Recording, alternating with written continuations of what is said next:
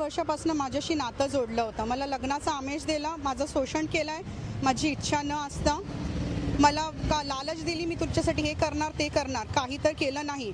माझ्याशी नातं असताना त्यांच्या दुसऱ्या बाईशी नातं माझ्याशी समोर आलेले आहेत. त्यांना तेव्हा मी खूप समजवलेलं की असं सर्वांसोबत करू नका. माझ्याशी काही डिजिटल एव्हिडन्स आहेत आणि इकडे मी आपली जी तक्रार केली आहे त्याच्यामध्ये मी सांगत होते इन्व्हेस्टिगेशन करायला, पण इथून इन्व्हेस्टिगेशन करण्यात आली नाही. नाही आयोनी सपोर्ट केला आहे, नाही सिनियर पोलिसनी सपोर्ट केला आहे आणि माझ्यावरती दबाव टाकतात की तू असं केस टाकू नकोस. आणि माझ्या फॅमिलीलाही भाजप सरकार ही पोलिसांसाठी सर्वांसाठी धोका आहे. मला पोलीस प्रोटेक्शन पण पाहिजे आणि माझ्यासाठी FIR करण्यासाठी कोण जर मला मदत करत असेल तर प्लीज मला हेल्प करा. माझे फोटो त्यांनी तिथे पाठवलेत आणि जंगमही माझे फोटो दुसऱ्यांना पाठवत होते.